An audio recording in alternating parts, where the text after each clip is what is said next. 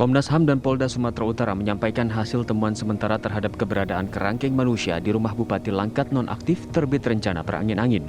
Komisioner Komnas HAM Khairul Anam menyatakan, ditemukan fakta yang solid adanya tindak penganiayaan hingga menghilangkan nyawa orang yang berada di dalam kerangkeng, yang diklaim sebagai tempat rehabilitasi narkoba. Bahkan jumlah korban tidak hanya satu orang. Jadi memang itu tempat rehabilitasi yang tidak memiliki izin.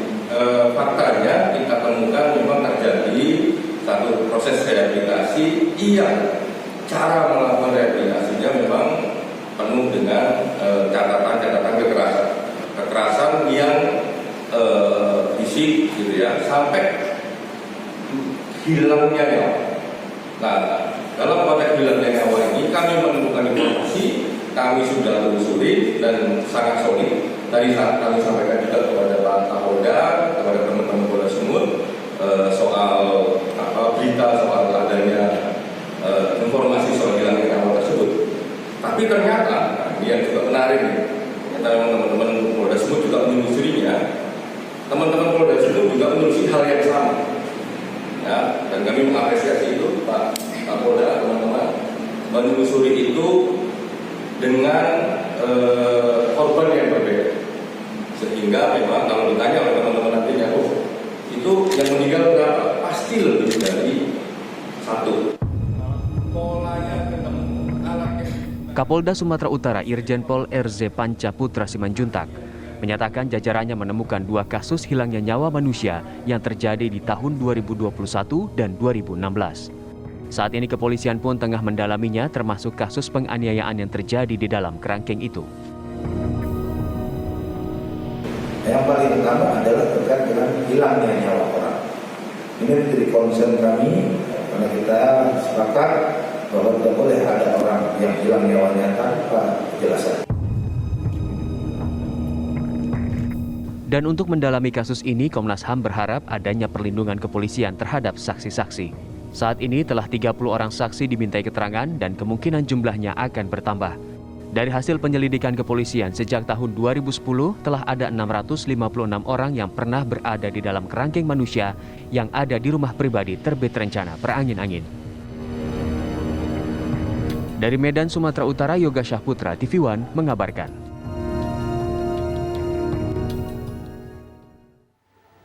Kalau Anda masih ingat pemirsa, di episode sebelumnya di Apa Kabar Indonesia Malam juga saat kami membahas mengenai tema ini, saya sempat bertanya dengan Pak Nurul Gufron, Wakil Ketua KPK, karena KPK kala yang pertama menemukan adanya ruang tahanan atau kerangkeng tersebut di rumah Bupati Langkat nonaktif tersebut. Sempat mengatakan bahwa dari cerita orang-orang yang ada di sana atau di dalam kerangkeng tersebut, kabarnya juga mengalami penganiayaan, penyiksaan. Jika kemudian tidak menurut ataupun melakukan kesalahan, selain dipukul kemudian juga dimasukkan ke dalam kolam yang ada di depan ruangan tersebut. Apakah memang hal ini betul-betul terjadi? Bagaimana penelusuran dari LPSK dan apakah memang ada sampai korban jiwa? Untuk bisa membahas hal ini juga dari sudut pandang pidananya sudah hadir Pak Ayar Salmi selaku ahli hukum pidana. Assalamualaikum warahmatullahi wabarakatuh. Selamat malam Pak. Waalaikumsalam, malam Putri. Ini di luar akal kita semua. Kalau memang ternyata betul bukan untuk tempat penampungan para pengguna narkoba, Pak. Nanti kita akan bahas lebih lanjut lagi. Tapi kita ingin sekali dapatkan keterangan dari Wakil Ketua LPSK yaitu Pak Edwin Partogi. Selamat malam Pak Edwin. Selamat malam Mbak Putri. Baik, Pak Ahyar, selamat malam. Malam, Pak Edwin. Baik, Pak Edwin, monggo untuk bisa dijelaskan. Kita ingin sekali mendengar apa saja temuan dari LPSK saat menuju ke sana, Pak. Ya, yang pertama kami melakukan kegiatan proaktif karena kami menduga telah terjadi tindak pidana. Dan kalau terjadi tindak pidana tentu ada saksi dan korbannya. Kami melakukan proaktif supaya para korban atau saksinya itu mau menyampaikan keterangan secara benar ya, keterangan signifikan untuk mengungkap peristiwa ini. Dan tentu kami harus bertemu dengan berbagai pihak termasuk para mantan tahanan dari rutan ilegal tersebut, gitu. Jadi kami mendalami soal apakah para penghuni itu benar pecandu narkotika, apakah tidak ada pembiayaan, bagaimana dengan penanganan selama di tempat di rutan ilegal tersebut, ya. Dan termasuk juga aktivitas kegiatan mereka. Jadi ketika kami dalami, ternyata tidak semua dari penghuni rutan ilegal tersebut adalah pecandu narkotika. Sebagian mereka adalah orang-orang yang memang bermasalah secara sosial, baik di rumah tangga maupun di luar rumah. Jadi apabila dikatakan sebagai tempat rehab itu tidak tepat. Dan kami juga mendalami apakah ada aktivitas yang terstruktur, yang memiliki jadwal dalam konteks rehabilitasi, ternyata tidak ada. Semuanya berlangsung natural saja. Bahkan kami juga mendalami apakah orang-orang di rutan itu boleh berkomunikasi dengan keluarganya. Ya, mereka ternyata tidak dilengkapi oleh handphone, tidak boleh pegang handphone. Bahkan di awal-awal ketika masuk, 3-6 bulan mereka tidak boleh berkomunikasi dengan keluarganya. Termasuk artinya keluarganya juga tidak boleh mendatangi mereka. Itu juga ada dalam dokumen yang juga dimiliki oleh kepolisian, ada surat pernyataan ya soal autentiknya sejauh apa perlu penyelidikan lebih lanjut, tapi isinya ada 2 hal yang menarik. Pertama, dikatakan bahwa keluarga tidak akan mengambil atau meminta anak tersebut selama 1,5 tahun. Kedua, dalam surat pernyataan itu disebutkan apabila si anak tersebut sakit atau meninggal, keluarga tidak akan menuntut apapun. Jadi ini satu klausul yang luar biasa dari surat pernyataan tersebut yang ditandatangani oleh ada penanggung jawab, ada saksi, ada pihak keluarga. Tapi sejauh yang kami dalami tidak ada informasi bahwa yang di dalam rutan ilegal itu ada anak di bawah umur atau usia 18 tahun ke bawah ya. Rata-rata sebagian besarnya adalah 18 tahun ke atas gitu. Baik Pak Edwin, nanti kita dan lanjut. Mereka kemudian, Oke, Putri. Baik, nanti kita lanjutkan lagi Pak Edwin. Kita ingin dengarkan dulu Pak Ahyar bagaimana melihat kasus ini. Sudah ada beberapa perkembangan sejauh ini. Bahkan kita sudah tahu ada dua klausul yang menarik tadi yang menjamin mereka tidak tersentuh begitu.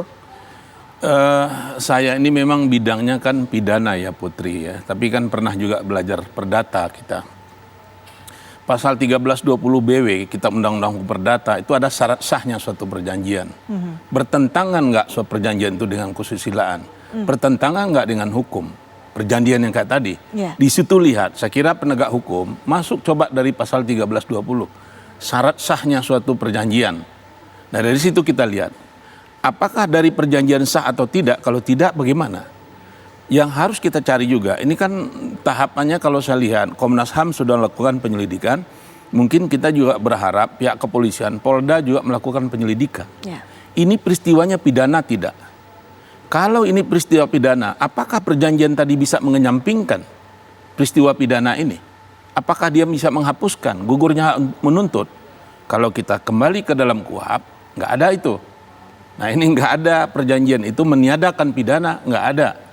Yang ada itu apakah orang menjalankan perintah undang-undang, gugurnya hak menuntut, mungkin orang meninggal kadalaurasa segala macam itu. Ya ini mungkin startnya itu. Kalaupun ada yang Pak Edwin bilang tadi ada perjanjian, ini agak anehnya tadi. Dari situ kita lihat sah nggak nih perjanjian, melawan hukum nggak, sesuai dengan kesusilaan atau tidak ini. Nah ini yang kita masuk. Kalau tidak, ini cari peristiwa pidana nggak. Kalau ini berkaitan dengan kemerdekaan seseorang, itu jelas itu yang perlu mungkin ditelidiki. Tadi nggak boleh berkomunikasi segala macam itu tadi ya. Kita lihat diatur di dalam pasal 333 Kitab Undang-Undang Hukum Pidana di situ. Yang orang merampas kemerdekaan orang lain itu di ayat 1-nya diancam dengan pidana selama 8 tahun. Kalau mengakibatkan luka-luka orang tersebut diancam pidana 9 tahun. Ya. Kalau mengakibatkan mati itu ancam pidana 12 tahun. Di ayat 4 dikatakan, kalaupun nggak dia melepaskan orang yang menyediakan sarana terhadap hal itu juga diperlakukan sama pidananya dengan pasal-pasal 1 ayat 1, 333 ayat 1 atau ayat 2K ayat 3 tadi sama dengan itu. Baik, atau mungkin juga ini apakah ini perbuatan yang tidak menyenangkan? Ada nggak yang nggak senang terhadap itu? Coba dicari mungkin Pak Edwin gali lebih lanjut. Apakah saksi-saksi atau korban ini ada nggak, kita nggak tahu apakah itu memang dia ada semacam trauma, ada apa sesuatu perlu digali lebih lanjut. Apakah memang murni adanya apa itu atau kenapa dia ngomong seperti itu? Ya, nanti kita mungkin akan perdalam lebih lanjut lagi. Pak Akhir Salmi, termasuk juga nanti Pak Edwin bisa bercerita, apakah memang betul mereka yang ada di dalam tahanan ataupun kerangkeng tersebut mendapatkan penganiayaan, bahkan sampai kehilangan nyawa sesaat lagi. Kita kembali ke perbincangan. Pak Edwin mungkin bisa dijelaskan apakah dari keterangan saksi yang didapatkan di sana, mereka menceritakan kalau mereka mendapatkan penyiksaan, kemudian juga adakah memang sampai orang-orang di sana kehilangan nyawa karena mendapatkan penyiksaan selama masih di dalam kerangkeng ataupun tahanan tersebut, Pak? Ya, ada menurut kami hal yang unik. Beberapa mantan tahanan ini tidak mengakui atau mengatakan bahwa mereka baik-baik saja, bahwa tidak ada hal yang luar biasa merugikan mereka.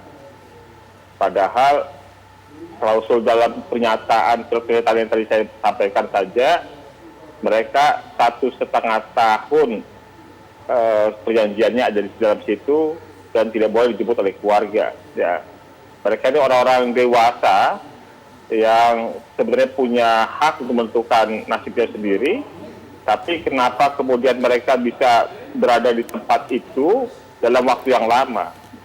Ya, situasi apa yang membuat mereka tidak bisa keluar, ya, atau tetap harus bertahan di situ? Itu kan yang juga menjadi tanda tanya.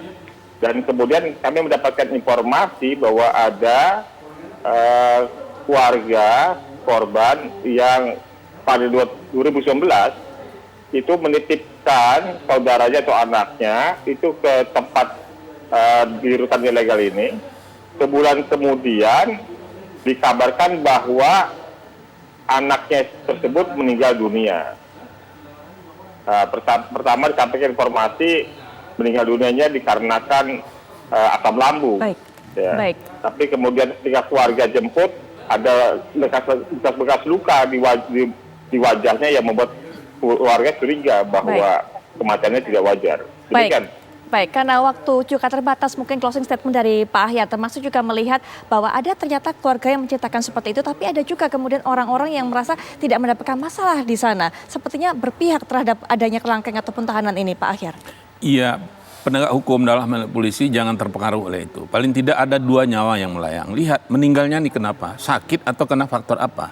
Nah itu tadi bisa 33 atau mungkin 359 penganiayaan K, atau 338 atau 340 KUHPK yang kayak begini, kan ada yang melayang.